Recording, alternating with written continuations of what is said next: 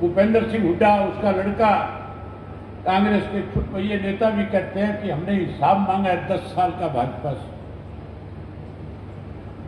ये तो भारतीय जनता पार्टी के लोग कमजोर हैं। इन्होंने तो भाई कांग्रेस के साथ हाथ मिला रखा है। दोनों लोग पिछले 20 वर्ष से प्रदेश को लूट रहे हैं। 10 वर्ष में कांग्रेस पार्टी के राज के अंदर किस तरह से हरियाणा के लोगों को लूटने का काम किया था, आप आने वाले समय में बहुजन समाज पार्टी और इंडियन नेशनल लोकदल गठबंधन की सरकार बनाओ, हिसाब तो हुड्डा का 10 वर्ष का मैं करने का काम करूंगा। हम हिसाब मांगेंगे नहीं, हम तो हिसाब करेंगे, और ऐसा हिसाब करेंगे कि 3 पीढ़ियां याद रखेगी कि लुटेरों के साथ क्या होता है। हम 10 वर्ष का हिसाब हुड्डा से मांगेंगे, वही साथियों जिस तरह से भारतीय जनता पार्टी ने 10 वर्ष में हमें सड़कों पे खड़े होकर के लड़ने के लिए मजबूर किया, जिस तरह से दोनों हाथों से प्रदेश को इन लोगों ने लूटा, हिसाब इनका भी करेंगे। इनके खिलाफ भी कार्रवाई करवाएंगे। जिन जिन लोगों ने शामिल होकर के प्रदेश के लोगों के साथ इनका हिसाब तो जाट आरक्षण आंदोलन के दौरान जो हमारे 32 नौजवान बेकसूर मारे थे, जिसके लिए भारतीय जनता पार्टी दोषी है, वहां से शुरू करने का काम करूंगा। उसके बाद जिस तरह से इन्होंने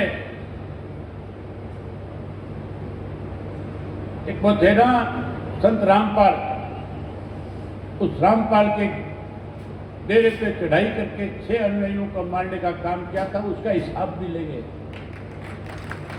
उसके बाद जिस तरह से इन्होंने पंचकूला के अंदर डेरा प्रमुख के प्रेमियों को बुला करके 40 से ज्यादा को मौत के घाट उतारा था, उसका हिसाब भी करना है। 750 किसानों को चादर देने पे मजबूर किया था, उसका हिसाब भी लेना है कि नहीं लेना है। अगर चाहते हो इनसे हिसाब हो तो फिर साथियों, जब भी विधानसभा का चुनाव हो, दोनों पार्टियों की तरफ से जो संयुक्त उम्मीदवार आपके बीच में आए, उसके पक्ष में वोट लगा देना, उसके पक्ष में वोट डाल देना, उसको जिता करके भेजना। बाकी जिम्मेवारी मेरी है, मैं अपने आप इसके साथ करूंगा। बड़ी हैरानी की बात है, आजकल रोज नए नए वायदे किए जाते हैं।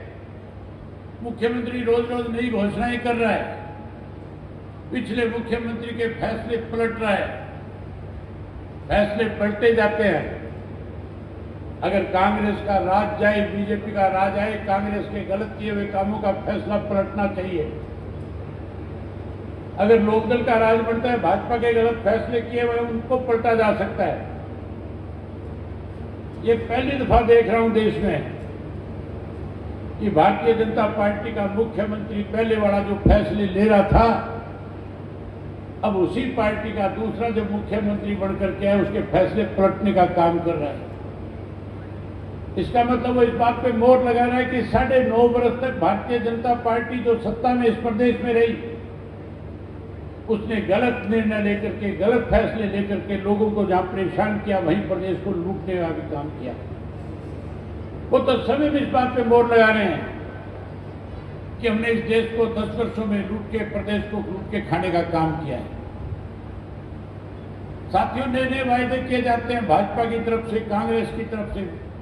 भूपेंद्र सिंह हुड्डा वायदा करता, उसका बेटा भी कहता है 6,000 रुपये बुढ़ापा पेंशन कर देंगे। 10 साल मुख्यमंत्री रहा था, किसने रोका था? एक नया पैसा नहीं बढ़ाया था, तब याद नहीं आए थे बुजुर्ग। अब कैसे सत्ता की कुर्सी तक पहुंचा जाए, इसके लिए 6,000 का लालच देने का काम करता है। चौधरी ओम प्रकाश चौटाला कहते थे, नरवलगढ़ वही जाएगा जिसको जाने की मान है।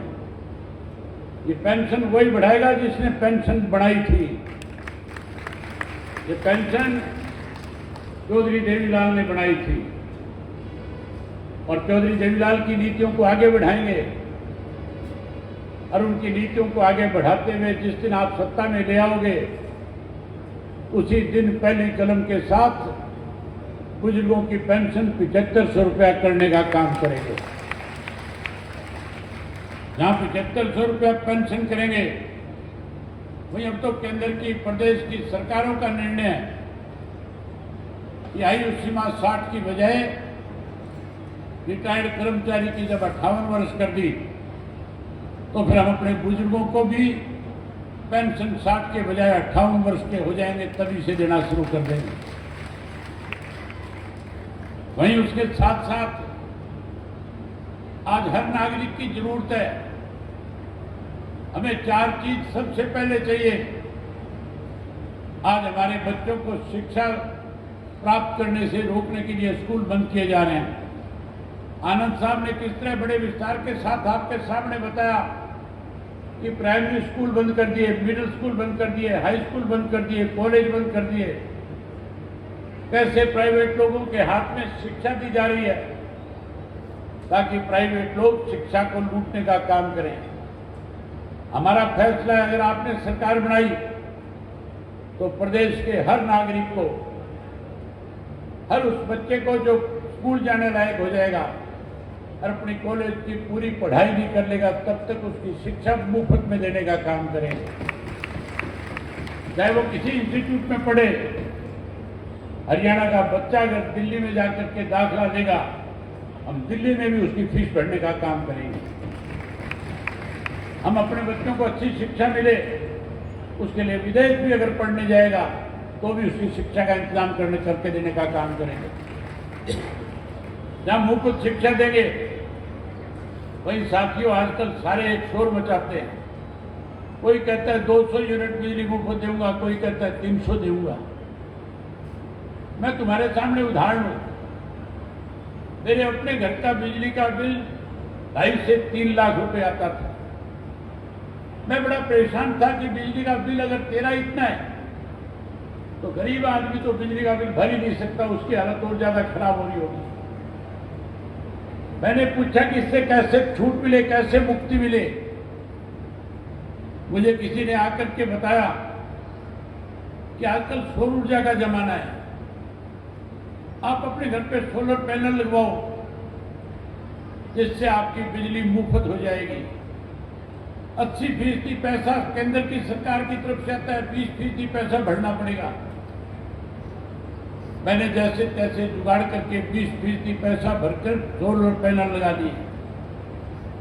जब मैंने पैनल लगा लिए तो आपको सुनकर के हैरानी होगी, अगले महीने मेरे बिजली का बिल जो है 0 आया। 80% सरकार की तरफ से दिया जाता है। आप सरकार बनाओ, 80% केंद्र की सरकार का और 20% बहुजन समाज पार्टी और इंडियन नेशनल लोकदल पार्टी की सरकार की तरफ से दे करके हर घर पे सोलर का पैनल लगा देंगे और हर घर में मुफ्त बिजली देने का काम करेंगे। जब बिजली मुफ्त देंगे, वहीं चौटाला साहब जब मुख्यमंत्री थे, पीने का स्वच्छ पानी मुफ्त में मिला करता था, आजकल पैसे लगते हैं। पीने का पानी भी मुफ्त देंगे और उसके साथ साथ कोई 25 लाख की बात करता है, कोई 15 लाख की बात करता है, कोई 5 लाख की बात करता है। अलग अलग योजनाओं के तहत कहते हैं कि कोई बीमार हो जाएगा, उसके इलाज के लिए हम सरकार की तरफ से पैसा देंगे। एक नया पैसा भी हरियाणा का नागरिक का हरियाणा में इलाज करने पे नहीं लगेगा, सारा मुफ्त में देंगे, मुफ्त में इलाज कराएंगे। वहीं उसके साथ साथ महंगाई बढ़ गई। महंगाई की हालत ऐसी है, गैस का सिलेंडर बीजेपी वाले लेके घूमते थे, कहते थे महंगाई बढ़ गई। कभी पेट्रोल के रेट के ऊपर आंदोलन करते थे। कांग्रेसी कहते हैं 500 रुपए का गैस का सिलेंडर कर देंगे, कीमत 250 रुपए है। आप सरकार बनाओ, हर घर में महीने की पहली तारीख को सरकार की तरफ से गैस का सिलेंडर मुफ्त में देने का काम करेंगे। वहीं उसके साथ साथ गृहिणी की रसोई बढ़िया चले, 1100 रुपया अलग से देंगे ताकि माताओं और बहनों को रसोई का पैसा न मांगना पड़े। बेरोजगारी बढ़ गई। आज हालात इस किस्म के हैं कि हरियाणा प्रदेश के बच्चे बेरोजगारी बढ़ने की वजह से मजबूर होकर के अपनी जमीन बेच करके विदेशों को पलायन कर रहे हैं, जा रहे हैं। हम पलायन रोकेंगे, रोजगार देंगे, उनके लिए अच्छे फैसले लेकर के, अच्छी स्कीमें बना करके जहां बच्चों को रोजगार देंगे, वही कानून के तहत हर घर से एक पढ़े लिखे नौजवान बच्चे को, चाहे वो बेटी है बेटा है, उसको सरकारी नौकरी देने का काम करेंगे। जो बच्चा नौकरी से रह जाएगा उसे मायूस नहीं होने देंगे। उस बच्चे को 21,000 रुपया बेरोजगारी सम्मान भत्ता देने का काम करेंगे। वहीं उसके साथ साथ कर्मचारी जो है, जो रिटायर्ड हो गए, लगातार इस बात को लेकर के सड़कों पे है कि हमारी ओल्ड पेंशन स्कीम को लागू किया जाए। हुड्डा भी उनको कहता है कि मैं तुम्हारी पेंशन बहाल कर दूंगा, जो ओल्ड पेंशन स्कीम है उसको लागू कर दूंगा। उससे पूछने वाला हो कि निर्णय किसका था, फैसला किसका था, ओल्ड पेंशन स्कीम लागू किसने करी थी, ये कानून किसने बनाया था? कांग्रेस के राज के अंदर ओल्ड पेंशन स्कीम खत्म की गई थी। अगर इसको कोई दोबारा बहाल कर सकता है, आप लोगों के वोट की ताकत की वजह से जो बहुजन समाज पार्टी और इंडियन नेशनल लोकदल पार्टी सत्ता में आएगी, हम पहली कलम से ओल्ड पेंशन स्कीम लागू करने का काम करेंगे। वहीं उसके साथ साथ आज मुख्यमंत्री का गान पड़ रहा था, कह रहा था 30 गज का प्लाट शहर में रहने वालों को दूंगा, 50 गज का प्लाट जो बड़ा गांव है उसमें रहने वाले को दूंगा, 100 गज का प्लाट जो न्यूनतम गांव है, छोटे गांव है, वहां दूंगा। इनसे पूछने वाला हो, बात प्लाट देने की करते हो, भेदभाव करते हो। हमने अपने राज में 100 गज के प्लाट दिए थे, अब फिर राज बना दो। राज बनाने के बाद हर भूमिहीन को, हर गरीब आदमी को, चाहे वो किसी भी जाति से संबंध रखता होगा, जहां हम 100 गज का प्लाट देंगे, वहीं उसके साथ साथ पक्का मकान बना करके चौधरी देवीलाल आवास योजना के तहत देने का काम करेंगे। साथियों, इस मनोहर लाल खट्टर ने इतने पोर्टल बना दिए थे कि लोग घर में भी जब आपस में बैठ करके बात करते थे तो कहीं ना कहीं मोबाइल पे मैसेज आता था कि फलाने पोर्टल के द्वारा ये चीज लिखी जाए। हर काम में हमें सारा दिन मोबाइल पे रहना पड़ता था। राज बनाओ, ये पोर्टल खत्म कर देंगे, पुराना राशन कार्ड बना देंगे, उसी से सारी सुविधाएं देने का काम करेंगे। उसके साथ साथ अस्थायी नौकरियां दी जा रही है कौशल रोजगार योजना के तहत। ये बच्चे बैठे हैं, इन्होंने मुझे अभी अपनी तरफ से एक मेमोरेंडम दिया है। इनके साथ बेईमानी करी है सरकार ने, इनसे फार्म किसी चीज के भराए गए, आवेदन किसी बात का लिया गया, जब आवेदन कराया गया तो हजार रुपए ले लिए। अब नौकरी देने की बजाय कहते हैं काम सारा दिन करो, 6,000 रुपया देंगे। इनसे पूछने वाला, वो खेत में मजदूरी करने वाला व्यक्ति भी आज 15,000 रुपये महीने का कमाता है। ये पढ़े लिखे बच्चे सारा दिन कागज काले करेंगे, नौकरी 6,000 मिलेगी। तुम्हें चिंता करने की जरूरत नहीं। 3 महीने शेष बचे हैं, पार्टी के लिए काम करो। जैसे राज बनेगा, जिस चीज के फार्म भरे नतीजा उसी का निकलेगा, उसी की नौकरी देने का काम करेंगे। ये अस्थायी प्रथा खत्म कर देंगे। 2 लाख नौकरियां जो आज कम है, उन 2 लाख को भरेंगे और उसके साथ साथ जिसको भी रोजगार और नौकरी देंगे, पक्की देंगे, कच्चा कर्मचारी नहीं रखेंगे। आंगनवाड़ी वर्कर, आशा वर्कर और उसके साथ साथ सफाई के कर्मचारी जो हैं, जिनकी संख्या लाखों में है, तो सारा दिन काम करते हैं, तनख्वाह के रूप में पैसा देने की बजाय उन्हें आंदोलन करने पे मजबूर किया जाता है। पहले वायदे करते हैं कि हम आपको पक्का कर देंगे, उनसे काम लेते हैं, पक्का करने की बजाय उन्हें परेशान करते हैं।